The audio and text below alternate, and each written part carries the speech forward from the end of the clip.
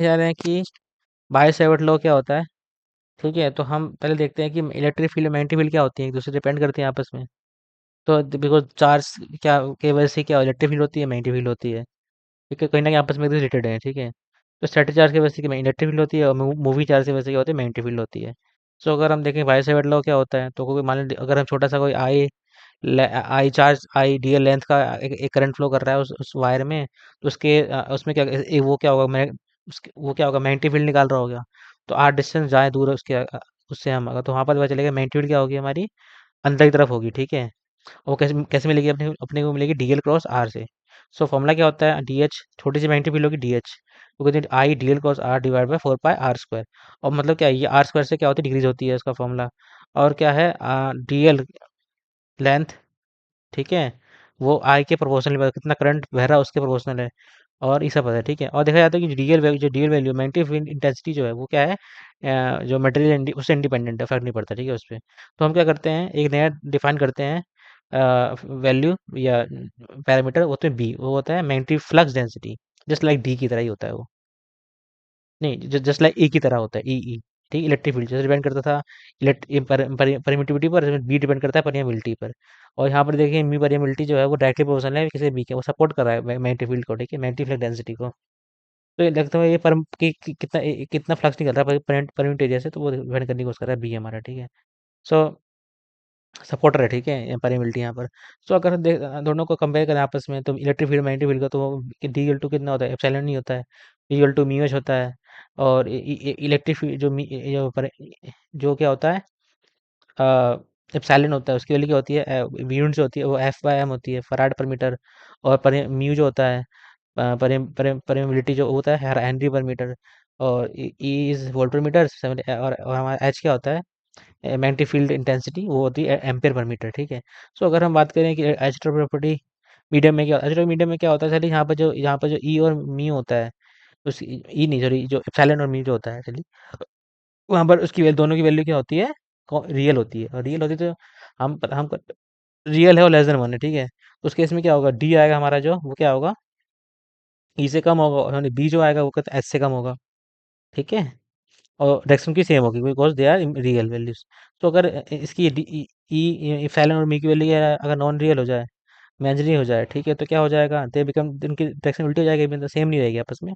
और they become मतलब change, direction change जाएगी। ठीक है, तो उसको ही हम एनिसोट्रॉपिक मीडियम कहते हैं, डायरेक्शन डिपेंडेंट प्रॉपर्टीज। ठीक है, हम नेक्स्ट लॉ देखते हैं, वो होता है बेसिक लॉज, देखते हैं हम क्या क्या है, बहुत इंपॉर्टेंट है।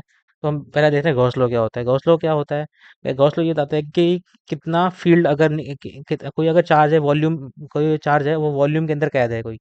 ठीक है, कोई वॉल्यूम हो सकता है, तो उससे जो फील्ड निकल रही होगी वो डायरेक्टली पोर्सन होगी कितना उसके अंदर चार्ज है। तो अगर फील्ड जो निकल रही है उसको अगर हम क्या करते हैं, इंटीग्रेट कर दें।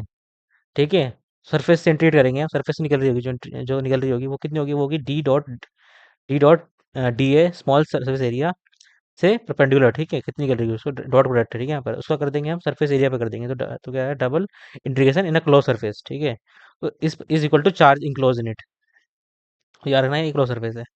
सो इसको कहते हैं हम गॉस लॉ। ठीक है, ये बता रखा है, total outward डायरेक्ट्रिक displacement through a close surface equals the total charge enclose by surface. ठीक है, और हमें पता है डी का फॉर्मूला क्या था, Q by four pi square, independent of the material properties. Okay, so हम नेक्स्ट देखते हैं। ठीक है, यही पढ़ा था हमने। और हम बात करें कि सपोज ये पता था अपने को। ठीक है, तो अगर हम बात करें रो चार्ज डेंसिटी, तो वॉल्यूम की बात करें तो वॉल्यूम में चार्ज डेंसिटी करते हैं, चार्ज डेंसिटी डिफाइन करते हैं। चार्ज डेंसिटी होती है चार्ज पर यूनिट वॉल्यूम। ठीक है, तो हम इसको क्यू को हम क्या कर सकते हैं, रो डी भी ले सकते हैं इन वॉल्यूमेट्रेशन में। ठीक है, ठीक है, ले सकते हैं ऐसे हम। तो जिसको वैल्यू यहाँ पुट कर दें हम, क्यू की जगह यहाँ पर गॉस लॉ के फॉर्मूले में, और यहाँ लिख दे तो इसको यहाँ। ठीक है, तो हम इनको देखें आपस में, तो ये क्या एरिया वॉल्यूम में क्या रिलेशन है एक दूसरे से। तो जहाँ पे एरिया वॉल्यूम रिलेशन होता है, तो हम कहते कहीं ना कहीं सॉल्व कर सकते हैं हम किसको, इससे डाइवर्जेंस लॉ से। डाइवर्जेंस लॉ जो प्रॉपर्टी है उसको सॉल्व कर सकते हैं। यहाँ पर डी क्या है, डी जो भी है इलेक्ट्रिक फील्ड टाइप जो भी है, जो हाँ डिप्लेसमेंट करंट डेंसिटी वो है। ठीक है, यहाँ पर तो हम देखें तो ये क्या क्लोज सरफेस है। ठीक है, और ये डी हमारे पास क्या है, एक इलेक्ट्रिक फील्ड है, मतलब एक फील्ड वेक्टर है। ठीक है, मतलब हर पॉइंट डिफाइन है, तभी हम लगा सकते हैं डाइवर्जेंस लॉ अपना। ठीक है, लगाएं इसमें अगर हम, तो फॉर्मूला क्या होता है, ये होता है कि एक सरफेस से एक सरफेस से कितना निकल रहा है हमारा पास फील्ड, अगर हम उसको एक पॉइंट में जाए, एक ही पॉइंट में चले जाएं, उससे कितना निकल रहा होगा, वो दोनों इक्वल होगा। Divergence of D D V in whole volume integration should be equal. उसको सेम कर देंगे हम, इक्वल, ये दोनों आपस में इक्वल हैं, तो इसको इधर ले आए अगर माइनस में, तो माइनस हो जाएगा यहाँ पर। तो ये वी वी वॉल्यूम इंटीग्रेशन पूरा बाहर चल जाएगा, और यहाँ अंदर अंदर क्या आ जाएगा, ब्रैकेट के अंदर कितना आ जाएगा, divergence of D minus rho आ जाएगा ब्रैकेट के अंदर, ठीक है। तो अगर हम दिमाग लगाएं तो इसको पता चलेगा डीवी, किसी भी डीवी वैल्यू के लिए क्या होगा, ये जीरो आएगा आंसर हमारा।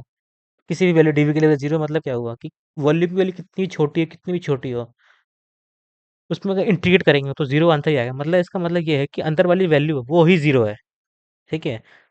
पर ये इसको हम हमेशा नहीं कह सकते हैं, बिकॉज अगर साइन थीटा की, अगर कोई भी हम बात करें वॉल्यूम की, सिर्फ सपोज साइन थीटा जो है, वॉल्यूम तो नहीं है, पर अगर 2D सरफेस है वो, ठीक है, अगर बात करें उसकी एनर्जी निकालने की कोशिश करें हम, तो वो कितना sine theta into D theta, और इंटीग्रेट 2 पाई में सपोज 1 से 0 आएगा हमारा आंसर, ठीक है, बिकॉज जीरो आता है, ठीक है। पर वो क्यों, क्योंकि डेफिनेट इंटीग्रल है वहाँ पर। इसका मतलब ये नहीं कि साइन थीटा जीरो है, ठीक है। पर अगर अगर हम किसी थीटा की वैल्यू के लिए साइन थीटा जीरो आ रहा होता, स्मॉल स्मॉल वैल्यू के लिए, तो मतलब वो जीरो ही है अंदर अंदर ही। तो मैं सिंपल यही कह रहा था कि किसी छोटी छोटी वैल्यू के लिए डीवी की, ये इसका जीरो ही आना पड़ेगा, because this is this has to be true, ठीक है। तो उसको क्या आता है, इसका मतलब क्या है कि अब अंदर अंदर वाली वैल्यू जीरो है, और मतलब divergence of D is equal to rho है। तो ये सोचते हैं differential form of the Gauss law कहते हैं सिमिलरली, उसको कहते हैं integral form of the Gauss law. ये दोनों इंपॉर्टेंट है, ठीक है। ये हमारी इंटीग्रल फॉर्म होगी, ये हमारी डिफरेंशियल फॉर्म होगी।